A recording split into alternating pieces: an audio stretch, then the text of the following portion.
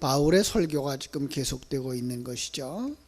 바울은 17절에서부터 22절까지 먼저 하나님이 우리에게 주신 구원의 약속에 대해서 먼저 언급을 했어요.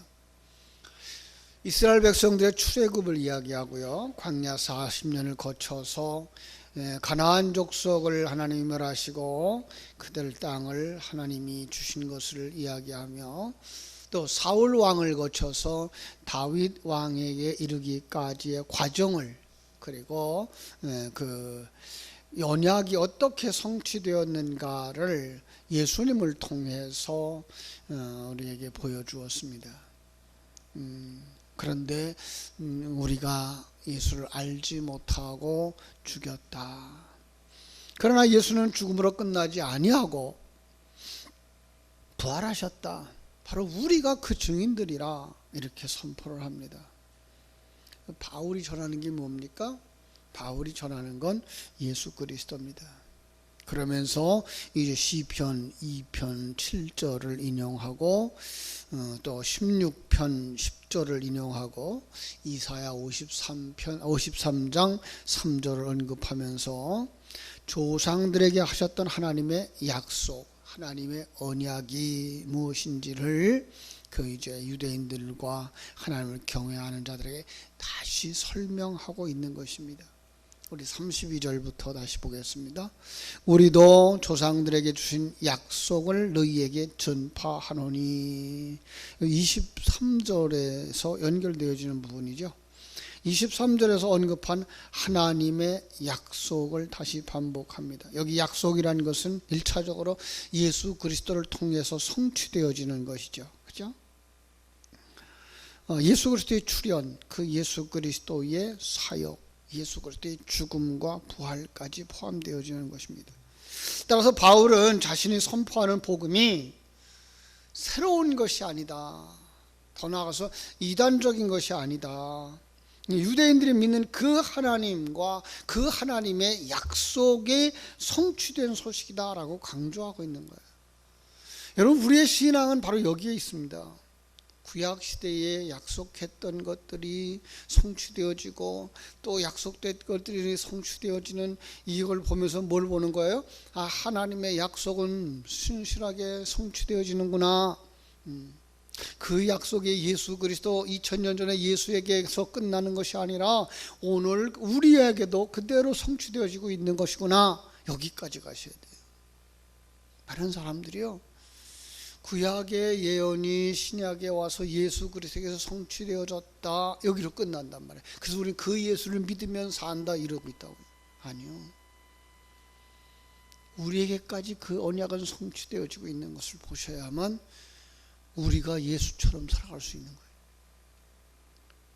많은 사람들이 오해가, 예수 이전 시대 사람들은 제사를 지내면서 양을 잡으면서 구원받았고, 예수님 시대에는 예수를 믿는 그런 믿음으로, 예수님 따라가는 그런 믿음으로 구원받았고, 이 시대에는 그 성령으로 말미암아서 예수 그리스도의 사역을 믿는 사람들이 구원받는다라고 생각하고 있는 거예요. 자기들이 지금 십자가 지려고 하고 자기들이 죽어야 하고 자기들이 부활해야 한다는 사실에까지 못 간단 말이에요. 아니에요. 그러면 안 돼요.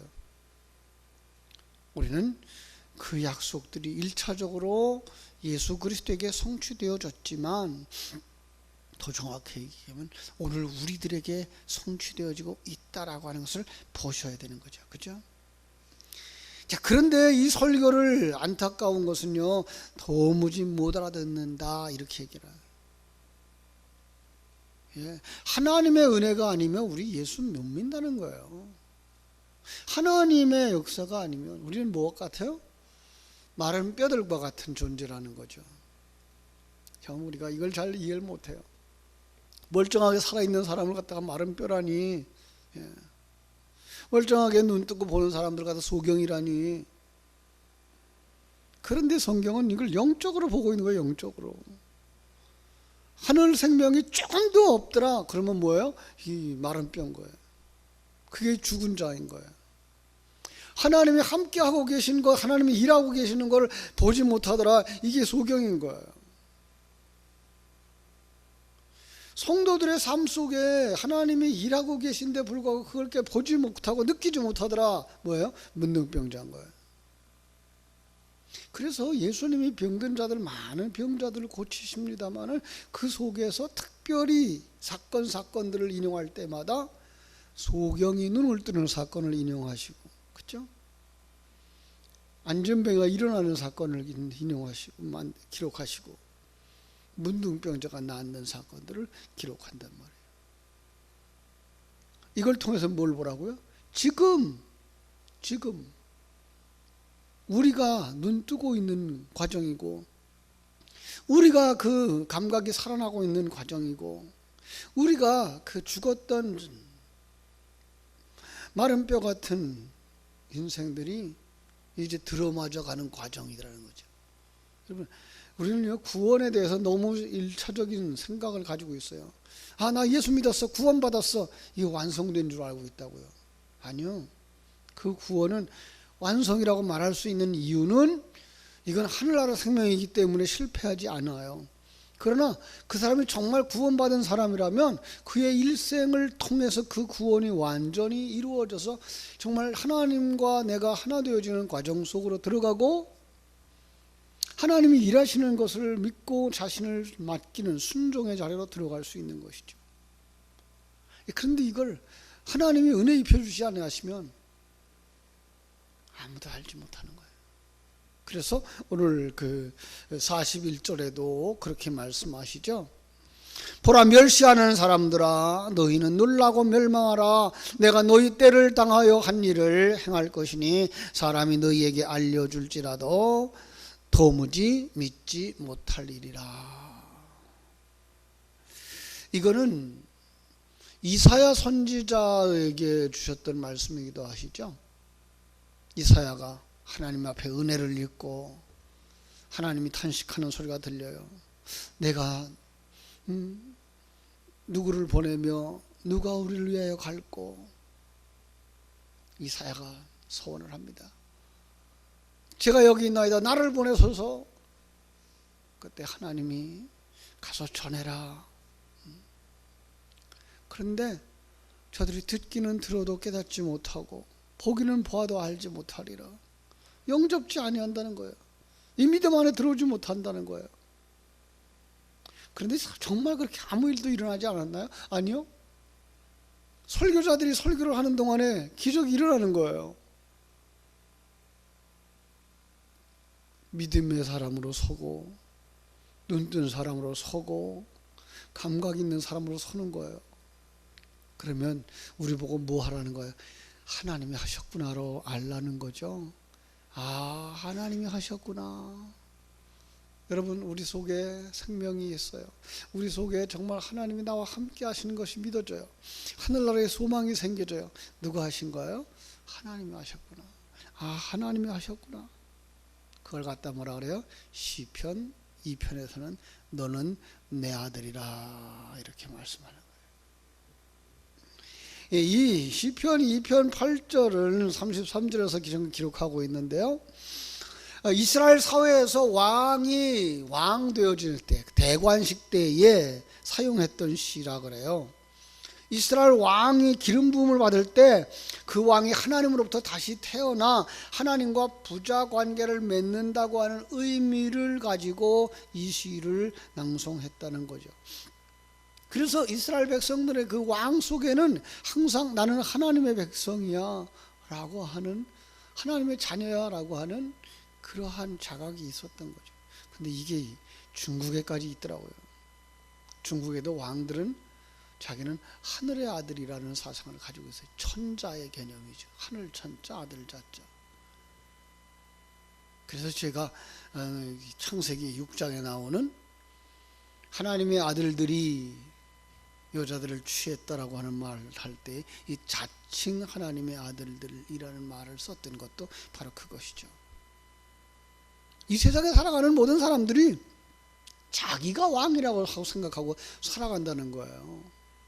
자기가 주인이라고 생각하고 살아간다는 거예요. 그런데 아니고, 누구를? 이것은 정작 예수 그리스도를 통해서 성취되어지는 것이고요. 한 걸음 더 나아가서 2차적으로 이것은 성도들에게 적용되어지는 부분입니다. 그렇습니다. 예수 그리스도를 향해서 너는 내 아들이라고 말씀하실 뿐만 아니라 오늘 하나님의 생명을 가지고 태어나는 성도들을 향하여서 너는 내 아들이라고 말씀하고 있는 거예요. 그래서 제가 늘 얘기하잖아요. 성도 하나님과의 관계 속에서 우리는 아들들이라고, 성자의 관계 속에서 우리는 신부들이라고, 성령과의 관계 속에서 우리들은 성전이라고. 여러분 이거 잊지 마세요. 그래서 우리는 아들로 완성되어져야 돼요. 어디까지 들어가야 돼요? 탕자가 아버지 품에 들어간 것. 그러면 아버지가 잔치를 해주시죠. 우리 거기까지 들어가야 돼요. 그래서 반지를 갈아 받으셔야 돼요. 이게 뭐예요? 유산을 상속받는 아들의 특권인 거죠. 우리가 받을 유산은 뭐예요? 하늘나라. 우리의 소망은 어디에 있어요? 하늘나라. 그렇죠? 그 자리까지 들어가야 돼요. 그 다음에 그리스도의 신부가 되어져서 주님과 한 몸을 이루는 신부. 주님과 동등한, 주님이 앉은 자리에 우리가 앉는 거예요. 예수님 어디 계세요? 하나님 우편에. 그 말은 뭐예요? 하나님과 동등한 권세와 능력을 가지고 누리는 자리. 우리가 그 자리에까지 올라가는 거예요. 이게 그리스도의 신부의 자리예요. 더 나아가서 우리는 성령님과의 관계 속에 우리는 성전으로 완성되어지죠. 내 안에 성령이 충만한 거야. 내가 있으나 내가 안 보이는 거야. 내가 있으나 나를 주장하지 않는 거야. 내 뜻대로 마옵시고 아버지의 뜻대로 하옵소서가 이루어지는 거예요. 이게 성전인 거예요. 이게 요한계시록 21장 22장에 나오는 성전인 거예요. 완성된 성전. 이 소망이 우리에게 있을 때 나를 정말 아들로 만들기 위해서 불필요한 거 잘라버리시는구나. 너무 부족한 부분을 채워주시는구나. 이걸 느낄 수가 있는 거죠. 이 사건이 그걸 깨닫게 해주시는 거구나. 이 고생이, 이 힘든 일들이, 이 부딪힘이 바로 나를 만드시는 하나님의 일하심이구나. 이걸 깨달아 알아갈 때 우리 뭐 할 수 있어요? 찬송할 수 있죠. 그죠? 하나님께서 뭐라 그래요?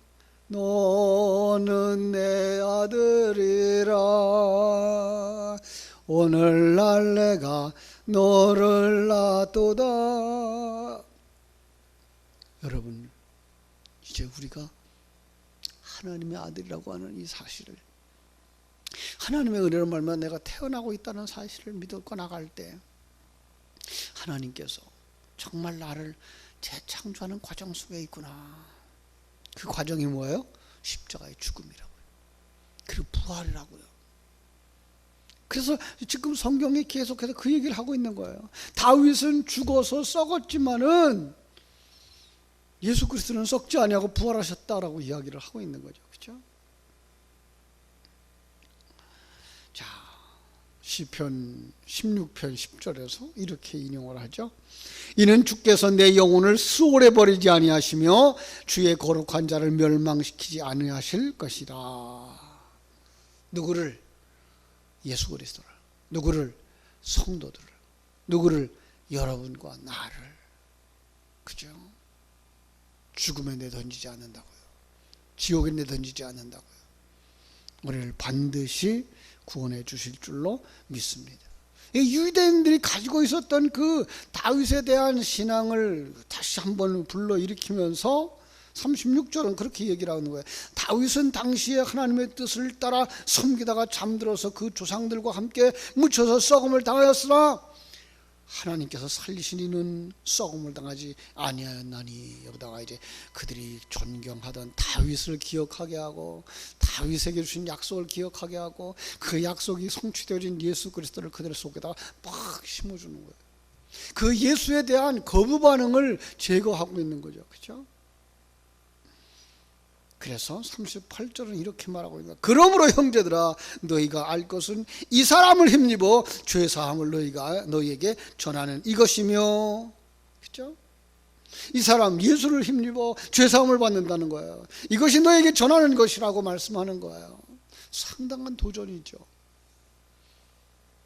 그 이제까지 그들이 들어서 알아간 건 뭐예요? 예수는 반역자, 하나님을 정말 부끄럽게 하는 자, 참남한 자, 하나님을 모욕되게 하는 자, 그렇게 알고 있었는데 바울은 아니, 그분이 바로 약속했던 메시아야. 그분이 우리에게 성자 하나님의 일하심을 보여주고 있는 메시아였어. 이렇게 이야기하는 거예요. 우리가 그 자리까지 넘어가야 돼요. 2000년 전에 못 박혀 죽으시고 2000년 전에 부활하신 그 예수에 머물지 마시고 지금 우리를 품으시고 십자가의 길을 가시는 거예요. 우리를 품으시고 부활의 길을 가시는 그 주님을 여러분들이 보실 수 있어야 되는 거예요. 39절의 말씀은 그렇게 얘기하죠. 모세의 율법으로 너희가 의롭다 하심을 얻지 못하던 모든 일에도 이 사람을 힘입어 믿는 자마다 의롭다 하심을 얻는 이것이라. 바울은 의롭게 되는 일에 온갖 정성을 바쳐 유대인들의 삶을 지적하면서 그렇게 의롭게 되는 길이 아니고 이렇게 새 길, 예수 그리스도를 통해서 우리가 의롭게 되는 거야. 사람이 이 세상 것 가지고 안 되는 거야. 보이는 것 가지고 안 되는 거야. 어떤 제사 가지고 안 되는 거야. 어떤 형식 가지고 안 되는 거야. 뭐 해야 돼요? 하나님의 생명으로 되는 거야. 예수 그리스도를 믿음으로만. 여러분, 이 예수 그리스도는요, 지금 우리 가운데 찾아오신 성자 하나님이죠. 우리를 십자가의 길로 인도하시고 우리를 부활의 길로 인도하시는. 그런데 사람들은 어떻게 된다고요? 이걸 거절하더라는 거야. 이걸 깨달아 알지 못하더라는 거야. 그게 40절 41절 얘기예요. 우리 조상들이 그랬어. 그런즉 너희는 선지자들을 통해서 말씀하신 것이 너희에게 미칠까 삼가라. 일렀을 보라, 멸시하는 사람들아. 뭘 멸시해요? 예수를, 복음을. 너희는 놀라고 멸망하라. 내가 너희 때를 담하여 한 일을 행할 것이니 사람이 너희에게 일러줄지라도 도무지 못할 것이라. 그런데 이 복음을 들을 때에 너희 속에 생명이 살아난다면 그것은 하나님의 일이다. 너희가 하나님 가운데 거하는, 하나님의 은혜 가운데 거하는 자들이다 라고 말씀하시는 거죠. 이 하박국서를 인용해서 또 말씀하시는 거예요. 바울은 지금 계속해서 구약 성경들을 인용해다가 신약의 예수 그리스도를 증거하고 있죠. 이것이 바로 우리가 깨달아 알아야 되는 성경인 것입니다. 사랑하는 여러분, 우리가 예수 그리스도를 믿는다는 말, 그 말 속에는 2000년의 예수에 묶여 있으면 안 됩니다. 그 2000년의 예수도 성자 하나님, 지금 우리 이 시대에 보이지 아니하는 세계, 영적 세계 속에서 일하시는 성자 하나님의 일하심을 보실 수 있어야 돼요. 그 하나님의 속에 나를 맡길 수 있어야 여러분들이 십자가를 통과하는 사람들이 돼요. 십자가를 통과해야만 뭐가 있어요? 영광이 있다고요. 그랬더니 그들이 어떻게 해요? 듣고 나오는 결과가 뭐예요? 예배를 마치고 나오는 사람들이 다음 안식일에도 이 말을 해주세요. 왜요? 믿음은요, 한 번 들어가지고 되는 것 아니에요. 되새김질 해야 돼요. 또 되새김질 해야 돼요. 다음 안식일에도 이 설교를 해주세요. 그렇죠? 바울의 설교가 유대인들에게 그렇대요. 목회들하기 시작한 거죠. 하나님께서 역사하시기 시작한 거죠. 그런 말미암아서 이제 유대인 공동체에서 기독교 공동체로 돌아오는 사람들이 생겨나기 시작하는 거죠. 바울이 뭐라 그래요? 마지막에 항상 하나님의 은혜 가운데 있으라. 무슨 말일까요? 항상 하나님의 은혜 가운데 살고 있다는 것을 되새김질하라. 여러분, 우리가 이게 가져야 되는 거예요. 아, 이 환경에 하나님이 함께 하시는 거구나. 하나님이 일하시는 거구나. 이 일을 통해서 하나님 또 어떤 일을 하시겠구나. 우리를 만드시겠구나. 우리를 완성시켜 주시겠구나. 오늘도 여러분들이 아, 내가 하나님의 은혜 가운데 살고 있는 거구나. 되새김질할 때 그 은혜가 여러분의 가슴 깊은 곳에서부터 살아나게 되기를 주님의 이름으로 축원합니다. 기도하겠습니다. 아버지, 우리 하나님, 크신 은혜와 사랑을 감사하오